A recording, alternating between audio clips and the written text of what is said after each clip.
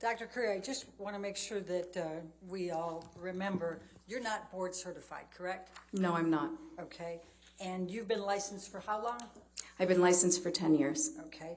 And you are being paid by Mr. Depp's legal team to be here, correct? Yes. How much have you charged so far?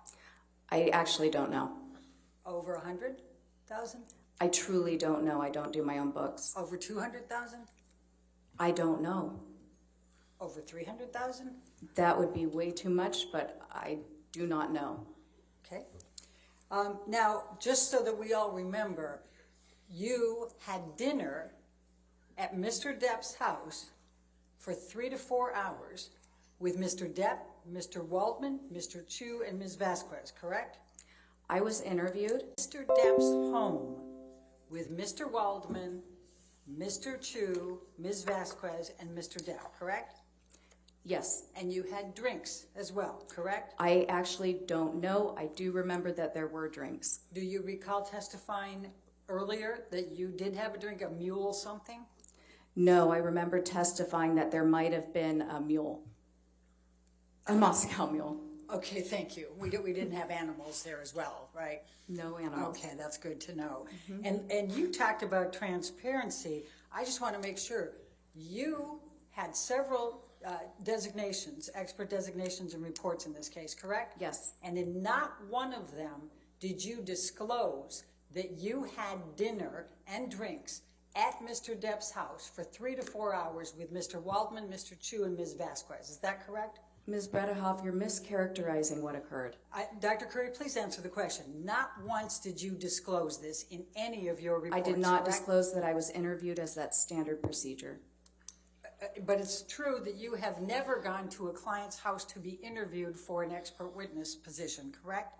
Yes, because I never had a client that was essentially homebound because of their celebrity status. All right. And you talked to Mr. Depp for 3 to 4 hours before taking on the role of assessing Ms. Heard and deciding whether she was suffering from any distress, correct? I did not talk to Mr. Depp. I was talking to his legal team, and he was there to observe.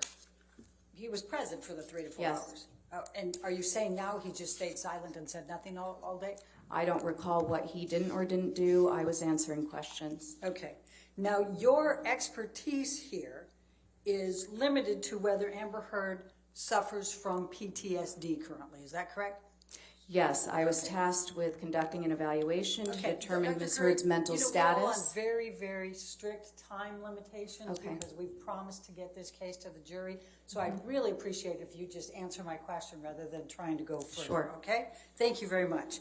Now, after you had the dinner, you then provided a designation in February of 2021 in which you said, and this is long before you ever saw Amber Heard, correct? You said that Amber Heard, quote, exhibits patterns of behavior that are consistent with co-occurring cluster B personality disorder traits, especially borderline personality disorder, end of quote, correct? No, No, we went through this before. we did. But, and that was on the designation, was it not?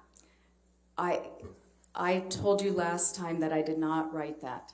Okay, and you don't know who did on the legal team, correct? No. Okay, and then I also asked you, if you may recall, whether you listened to the audio recording in which Mr. Depp taunted Amber Heard that she had a borderline personality disorder. Do you recall that? I recall you asking me that, yes. Did you recall listening to that audio tape?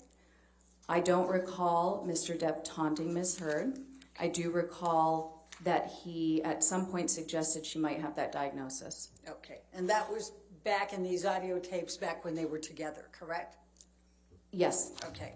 Now, you've never before been asked to testify or serve as an expert with respect to someone who has bipolar disorder, correct?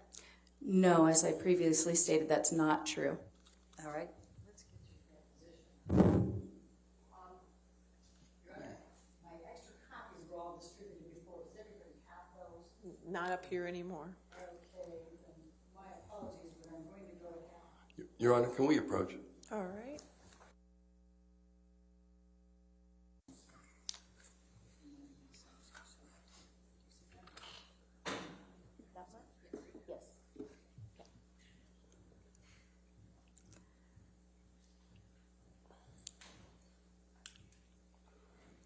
Now, you recall testifying in your deposition on March 21, 2022, correct? Yes, And you were under oath at that time, correct? yes, And the question I just showed you on page 207, line 5, have you ever been asked to testify or serve as an expert with respect to whether someone has bipolar disorder? And your answer at that time was no, correct? yes, I had forgotten that case. Okay. And have you ever been asked to testify whether anyone has behavioral or characterological conduct that suggests they may be an IPV perpetrator? I can't, yeah, I may have. It's difficult. After about 250 cases, it's difficult to remember specifically. All right. And have you ever been qualified as an expert in the area of IPV? No, And have you ever been qualified to testify as an expert in domestic abuse or violence? domestic, Abuse or violence? yes, that's been a component of testimony.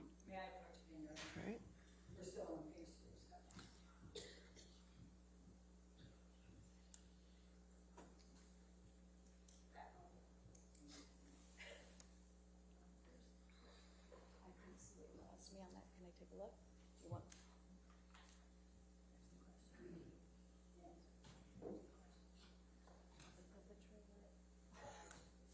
Okay.